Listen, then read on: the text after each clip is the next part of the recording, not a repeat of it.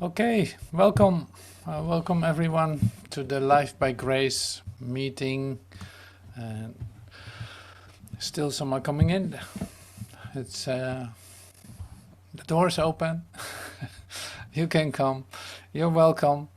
So it's great to meet today in the Life by Grace moment, and it is a very specific place, a tape group. Like we're going to listen to Joel with the tape Attaining Grace later on. And we have a meditation coming up. That's a meditation also derived from the talk. And it's a very interesting part of the tape. Relaxing in your soul, relaxing your souls is... relaxing in spirit, sorry, that was it. Relaxing in the spirit. And that's really great too. So that's also something coming up just very shortly. And in between, there's an introduction to the tape where we look at certain aspects of humanhood and the incredible in fact, hope you might still discover in your own mind of thinking that the human frame of reference can be optimized or renewed or better, becoming better, all this kind of ideas that you can walk around with. Like you want to upgrade the human frame of reference while that might not be possible. We're going to see that later on. So, but I have at least a couple of comparisons and examples that will, inspire you to look beyond it. I'm sure of that. So, starting with the meditation, it's great to become quiet and still, so that our ears literally are opening up to hear with our whole mind instead of our ears. And the way to do that is really to calm your mind and to become still, receptive, open, and not knowing. You'll see that in the meditation too. The word, the cloud of unknowing is going to be mentioned. And I'll get back to that too later on in the in-between part. But we're going to start with this, the meditation. So I pre-made it, I prefabbed it, and we're going to take a look at it and listen to it on YouTube. And the thing is, just don't forget to sit back, relax. See it as not really a doing at all. And don't forget to breathe deeply into your belly, allowing that space there too, like in your belly, coming closer to yourself, like your breath is very close to you. What you are looking for in the meditation is even closer than that, but going into the direction of ventilation, the breathing is a really good step in the direction. So I've said it. So here we go with the meditation.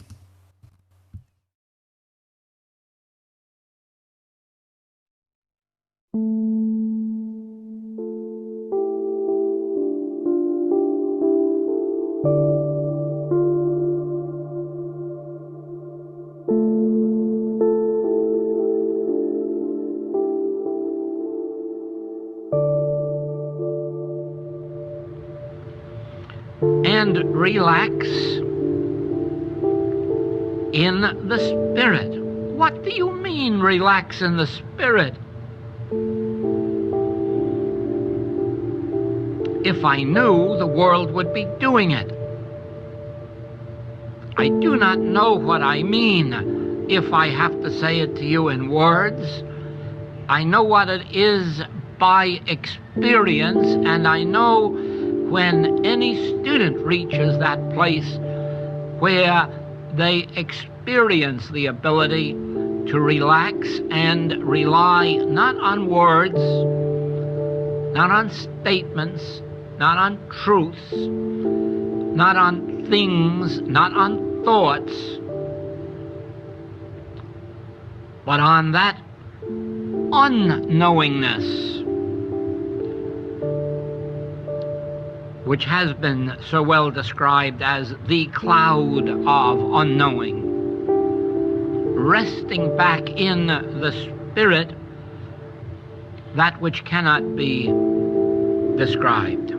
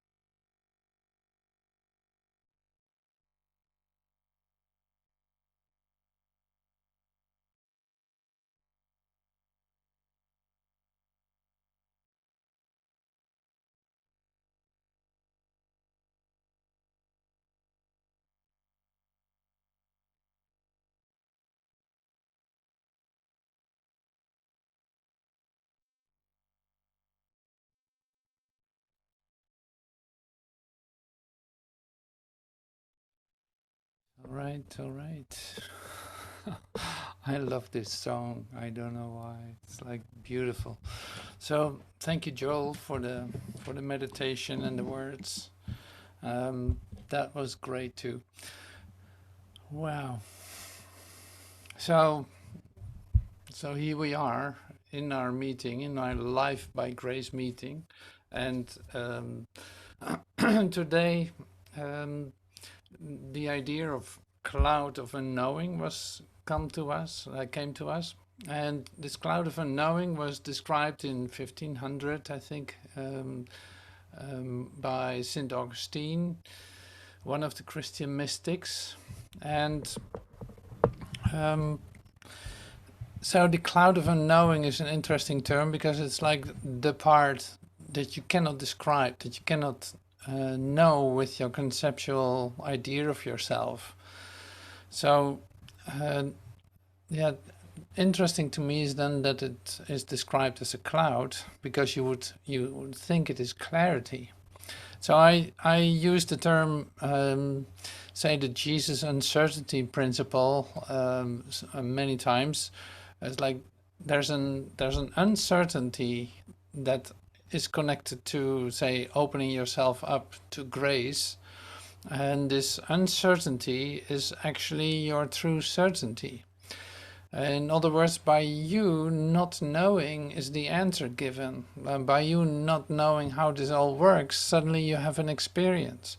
By you not trying to figure it out within your frame of human reference, you actually know how it is. And so that's clarity. That's something that literally you come out of the cloud of denial into a highly uncertainty in human perspective, like highly uncertain, but actually your true certainty.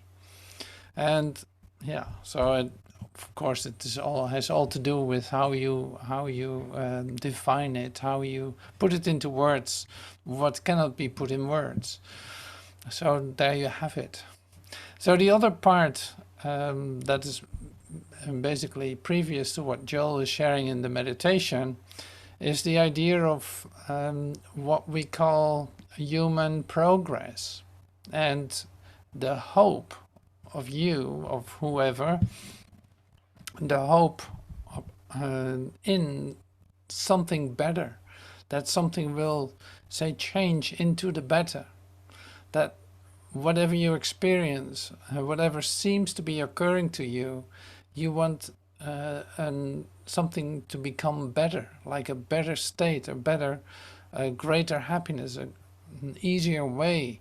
Yeah, any kind of thing that you look for as say progress for yourself is where I'm talking about. It's like your mind naturally looks for ways to make it easier, for ways to make it more comfortable, ways to secure yourself, and all this, you know. So you see this back in everything, of course. So Joel describes it in more powerful weapons that are being used in war.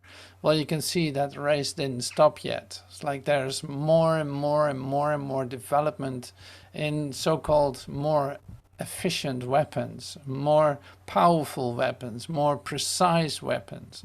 And this is just one example. But so the other example I would mention is this, is like, look at the faith that we have in medical progress, like the investments that are being made in order to make it better.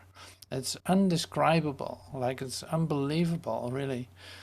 And this is just one thing. There's another thing that is like a big part of the budget is our advanced technology to travel to the moon, or our advanced technology to put so much satellites outside of this Earth that we can communicate better on Earth.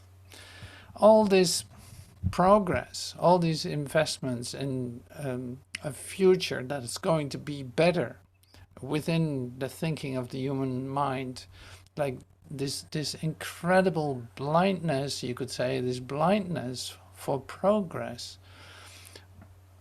And the blindness part is really based on this, like just only forgetting to ask one question. And you can try to change everything for the better. You can put all your energy in that. You can do this for lifetimes, for eons, for millions of years. Like you can keep doing that, trying to make it better. But if you don't wait for an answer to this one question, then all this that you put your energy in is in vain, is for nothing, is for, you know, it's a waste of time and a waste of your energy. It's like you don't have to do that at all. And now you could say like, okay, so what is the question? Come on up with it. And you know the question. But you also know that to receive an answer to that question asks of you to give up your ideas, to give up what you think is going on, to give up your faith in the human progress, thinking that the human frame of reference can offer you something that you don't have right now. So this question really is this, it's like, who am I? Why am I here? What am I doing?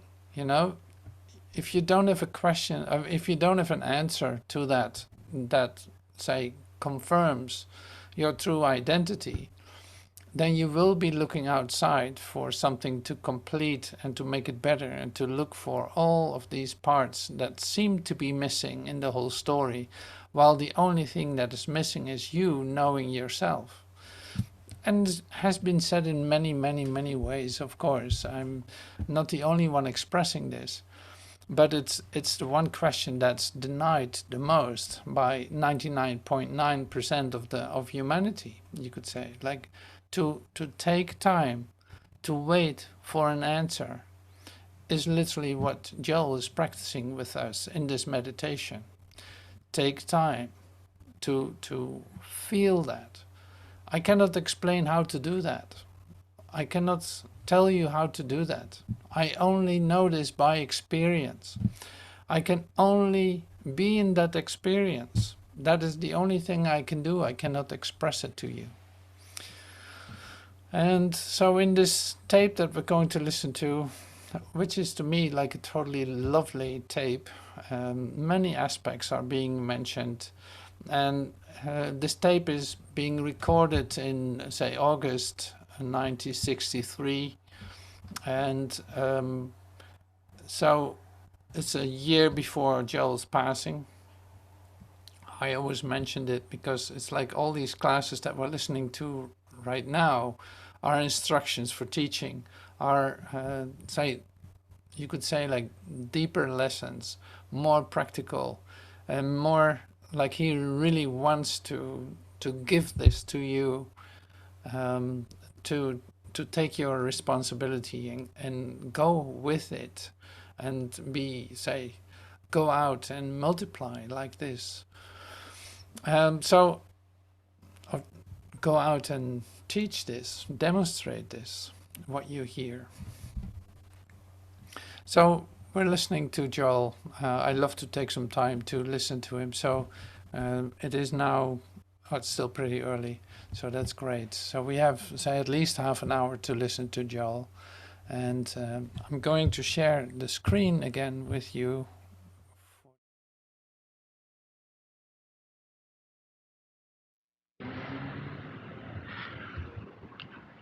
Good afternoon.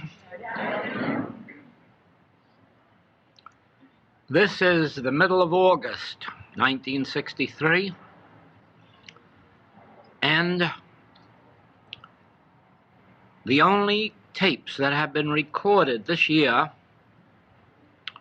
are the 4 teaching tapes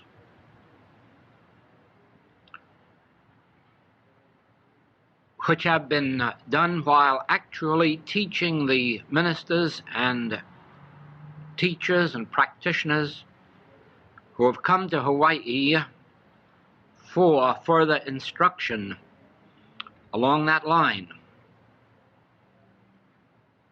And this will be the first of an entirely new series. And I can explain it only in this way, that if you will notice, each one of our books has a central theme that runs through it, which represents a specific principle, spiritual principle. It seems that right from the beginning, every class brought forth a different major principle. Now, as we study these books, the classes, each one of these principles works in our consciousness to lead us to a higher step, or rather, a higher state of consciousness. The human mind, in and of itself, would never rise above itself. For instance, in the earliest days of mankind on earth, you will find that they fought with each other. They probably threw stones at each other. And eventually they had tomahawks and bows and arrows. Now, the human mind has not advanced one iota from those days to the present ones, because men are still fighting each other, and they are using more and more powerful weapons until they believe they have reached the ultimate in power. But you'll notice the trend of the human mind is the same: to keep fighting and to keep discovering more and more powerful weapons. It never enters the human mind that there is another way than fighting, or that there is another way of gaining peace than with greater weapons. And so you see that the human mind in and of itself can never progress until something higher than the human mind is admitted into the mind that can dissolve the mind and its activities. But until something new, something different, something higher enters consciousness, you will discover that the mind will continue to function along the lines of wanting to do battle and always to seek more powerful weapons with which to battle. It is this same way in every activity of human life. We fight disease as if it were a power, and since we began by searching for a remedy that would be stronger than the disease, we still keep on looking for remedies that will be stronger than the previous ones until we have come to the day of X-rays and medicines more and more and more powerful, but always with the same idea of fighting the disease and of overcoming it with greater and greater powers. We accept business also as an enemy, and we fight business always with greater and greater powers, greater and greater corporations, greater and greater inventions, and the human mind refuses to move out of that orbit of overcoming, destroying, using powers, always greater powers, until you just wonder where it all can end if we find greater powers than we have now.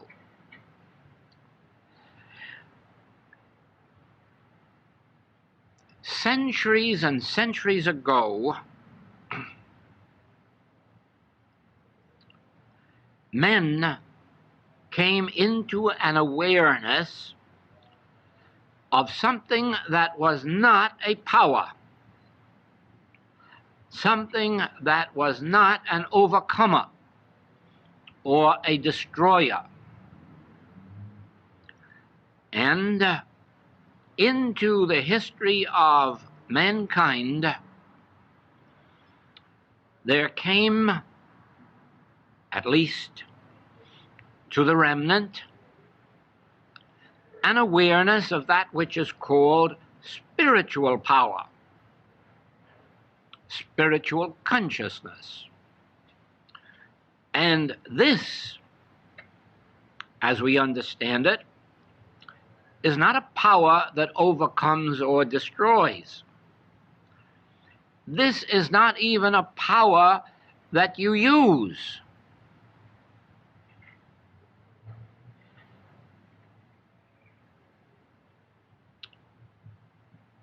We find that, well, for our purposes, we will just start with Jesus the Christ. And we will find that he taught and revealed that which is not a power, but is a presence.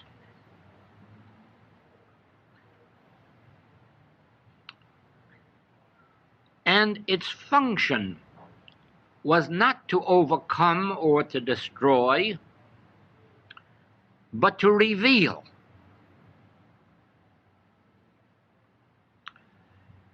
The Master never even thought of God as a power.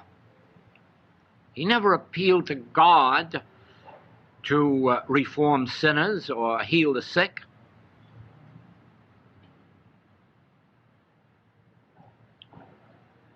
He himself embodied that presence which revealed harmony, cleanliness, purity, health, sinlessness, where the opposites had been operating. Not by doing something, but by being something.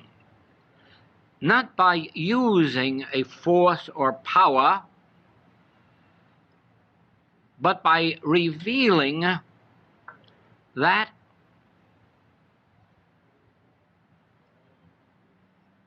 spirit. Here we come to that word, spirit. That which cannot be seen, heard, and yet which is within the nature of every individual awaiting recognition. A whole new era was opened to the world through the ministry of the Master, because it was a doing away with temporal power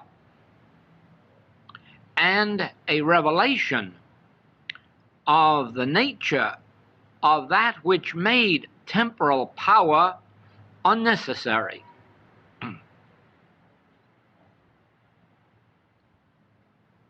Who made me a ruler over you? Resist not evil. Put up thy sword, because those who live by the sword will die by the sword. Those who live by temporal power will die by temporal power. Now,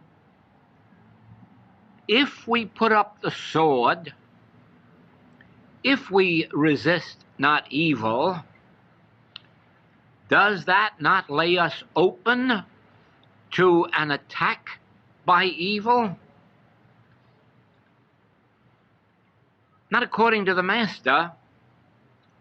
Once you have given up your reliance, your hope, your faith in temporal power, something takes its place. Something is revealed. Something comes to light within you, to the surface, that does not destroy or overcome the enemy,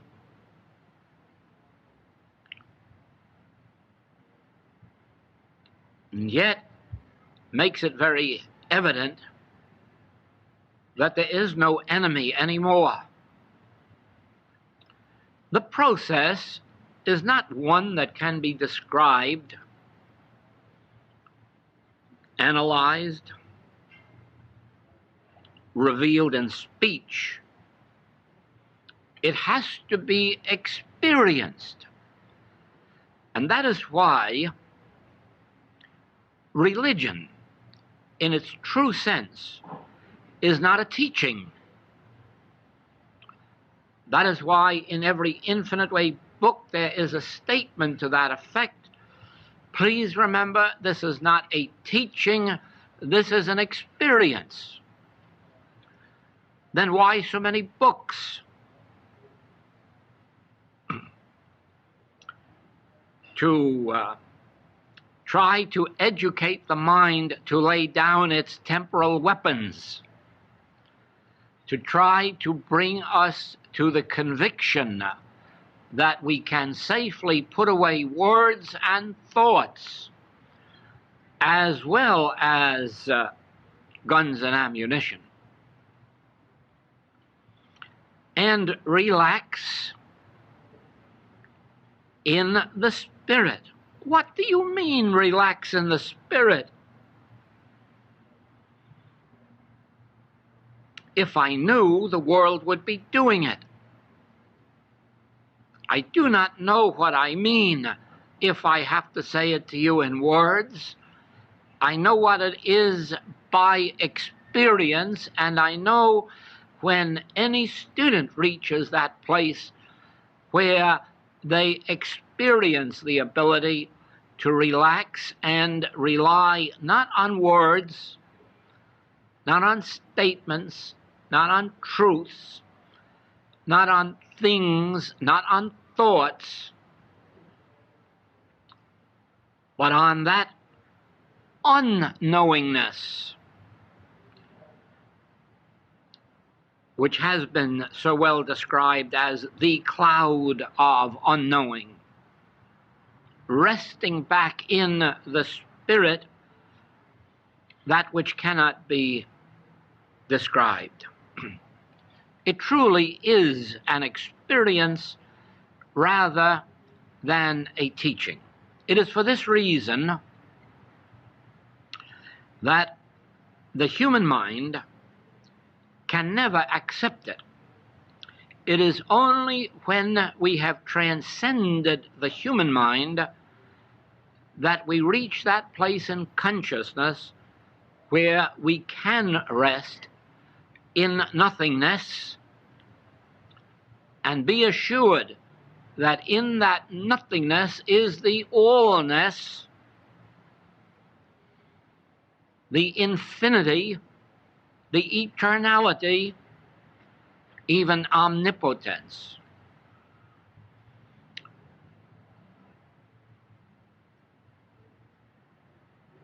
When the Master says, resist not evil, we really do not know how much further he went with his disciples in explaining to them why they could resist not evil, why they could put up the sword. Since the Gospels were only put into writing 30 years after the crucifixion, so much may have been omitted from the Master's teaching, so much may have been lost in translation, that we really do not know how much further he went with the disciples. But we know how much further we can go, because in our work we can at least reveal in teaching that that which the world fears as power and fights as power is not power. Now, of course, making the statement that these errors of the world, these evils of the world, are not powers, will of themselves not convince anyone. And therefore, it is necessary in teaching a message such as that of the infinite way, that those who teach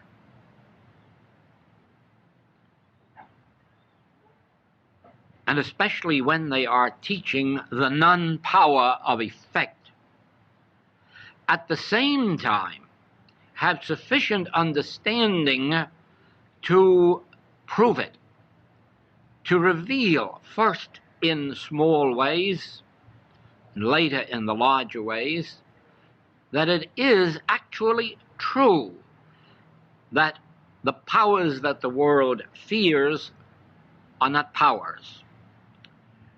Probably a young student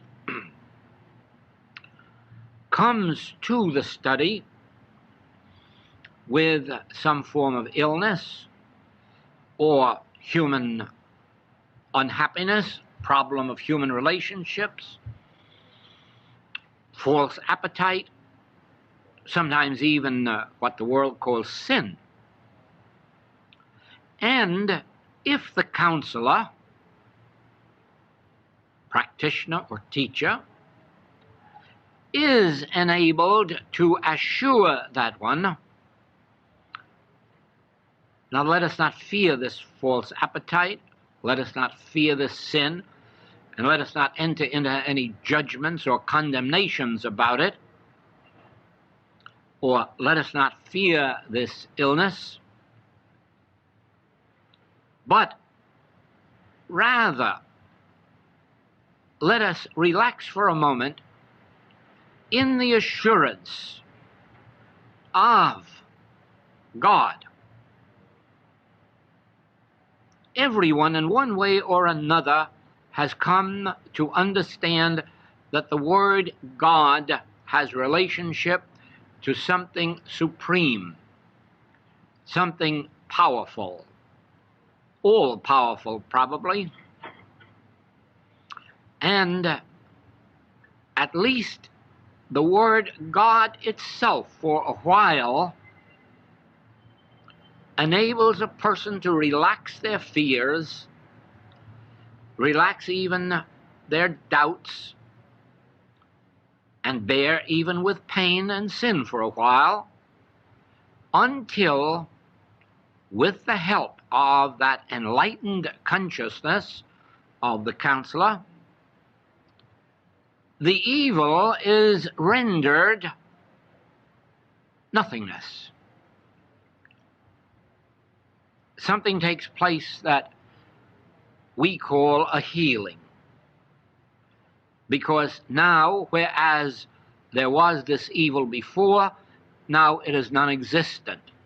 And we call this a healing.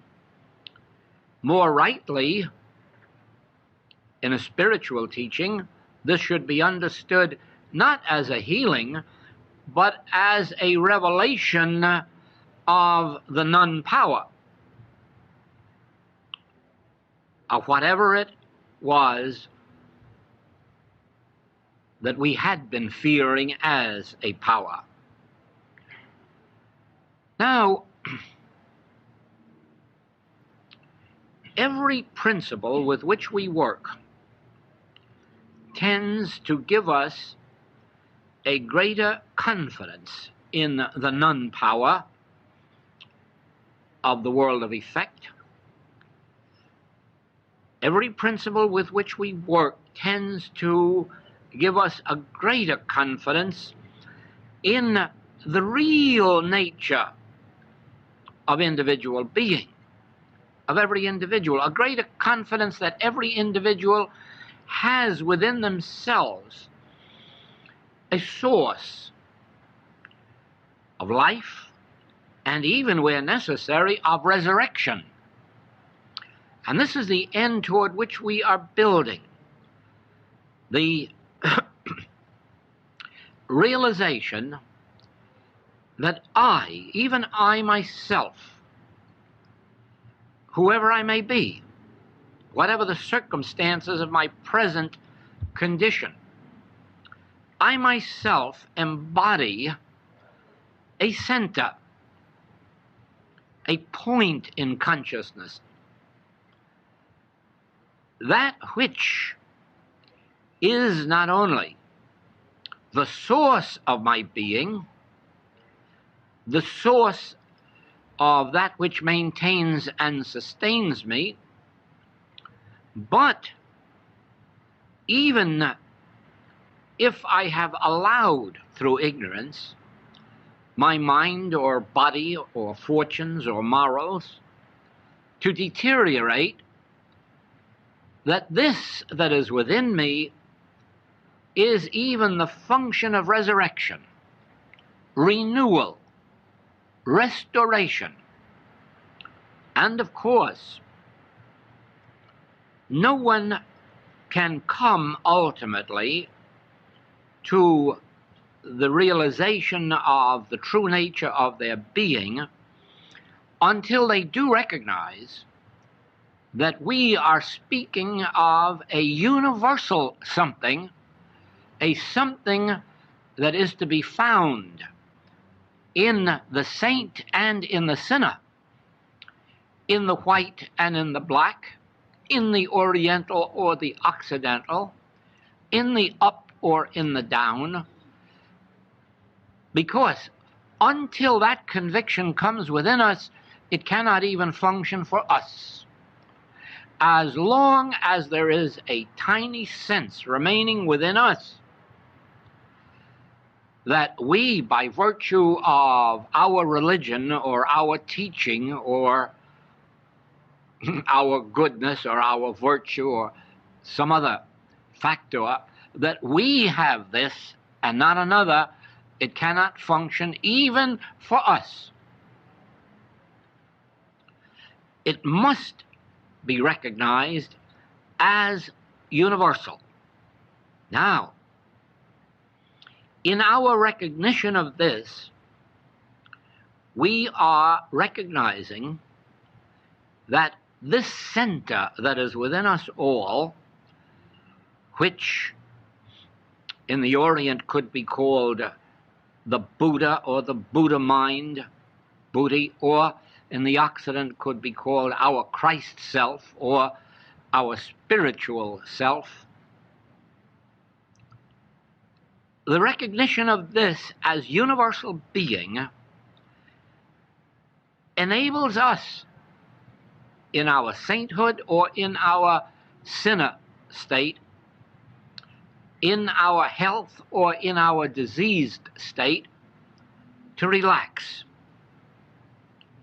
and resist the temptation to struggle and fight for the peace, the health, the freedom that we so much desire. And it is the experience of those who have remained on the path, those who have been able to resist the temptations to look back.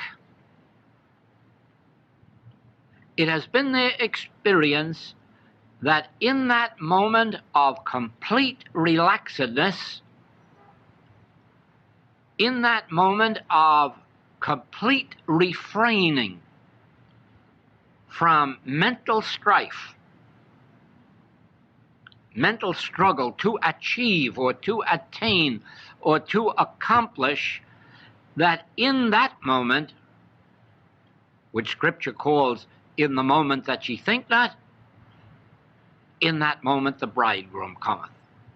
In that moment the spiritual awareness cometh, the illumination cometh.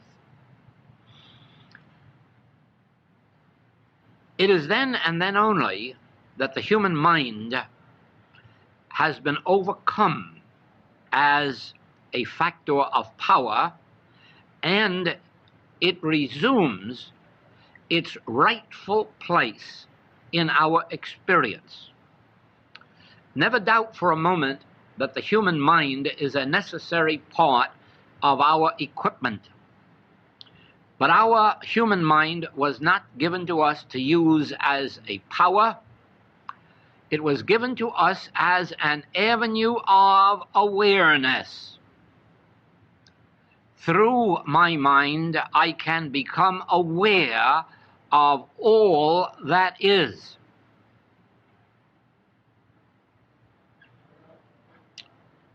Through the mind, I can read books and attain knowledge, or I can learn orally and attain knowledge. I can study, and through my mind learn everything that is necessary, even a lot of things that are unnecessary, but still delightful. And then I can use the mind for a higher purpose,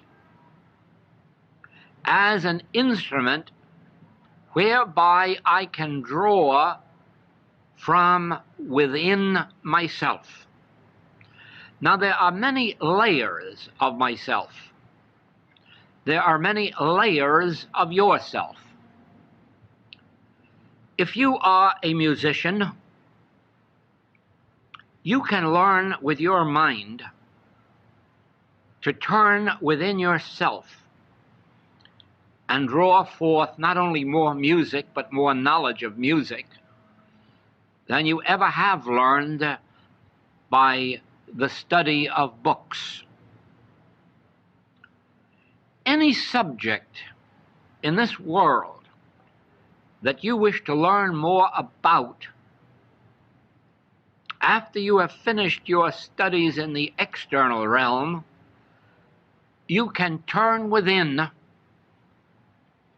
and learn more about that subject from within you as an impartation from these deeper layers of yourself than you ever learned in school. And then you keep on going down further or within further to deeper and deeper levels until you reach that which is the origin of all of the levels, the absolute divine consciousness, that consciousness which we call God,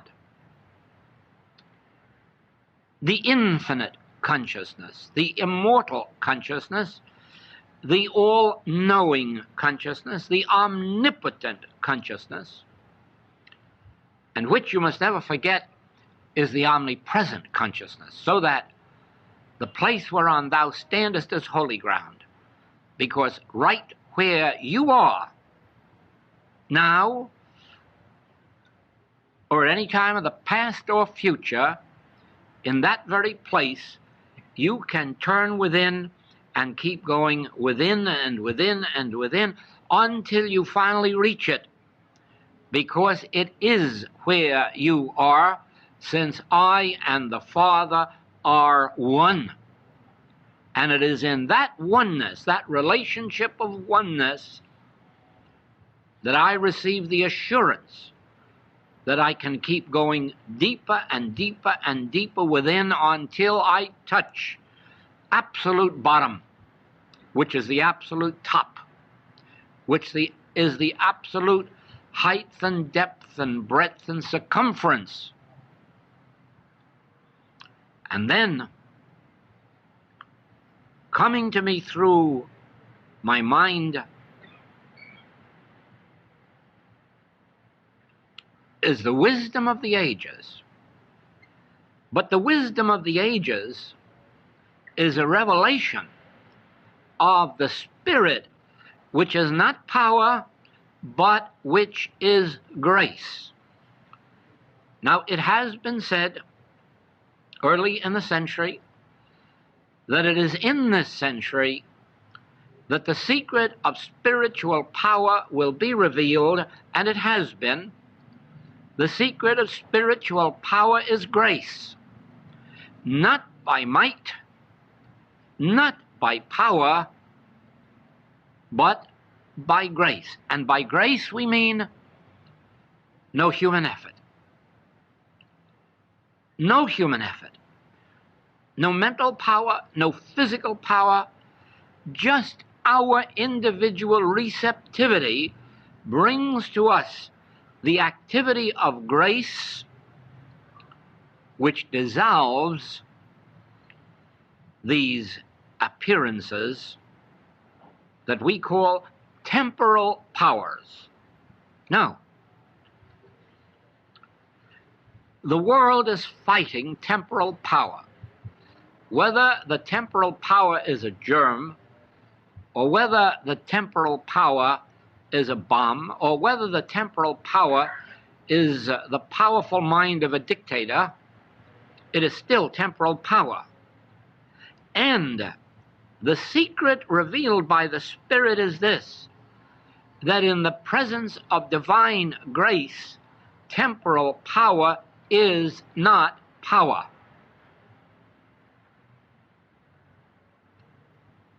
We hear too many metaphysicians say, oh, evil isn't power, error isn't power, disease isn't power, sin isn't power.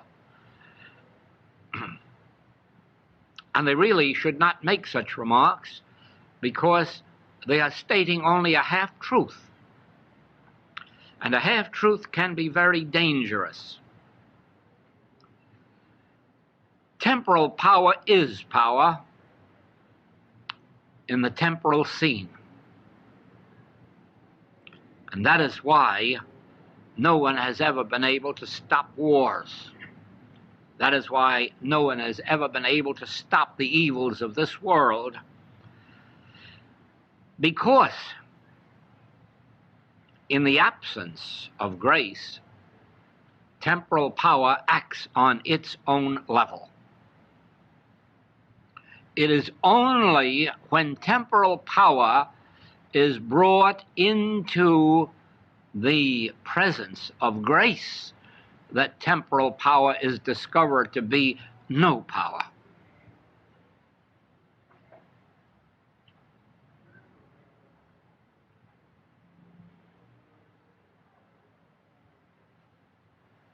There have been many chaplains with troops in action who have proven beyond all doubt that temporal power is not power when they were there.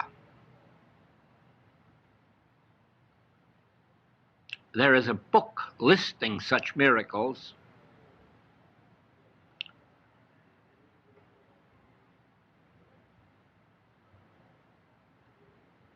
There are thousands of metaphysical healers of various movements and non-movements who have proven in their lifetime that sin and disease was not a power in their presence. Of course it is a power outside. The Old Testament acknowledges that. 1,000 shall fall at thy left, and 10,000 shall fall at thy right. It just will not come nigh thy dwelling place. And that thy means you who abide in the secret place of the Most High, you who have put up the sword and are abiding not in power, but in grace. And Jesus Christ acknowledges the same thing in the New Testament. If you abide in the Word, if you let the Word abide in you, you will bear fruit richly. If you do not abide in the Word and let the Word abide in you, you will be as a branch of a tree that is cut off and withers and dies. Therefore, do not say that temporal power is not power, but remember always that temporal power is not power in the presence of divine grace, and divine grace is the state of consciousness that has put up the sword, that is not trying to overcome, destroy, have victories. There you have it.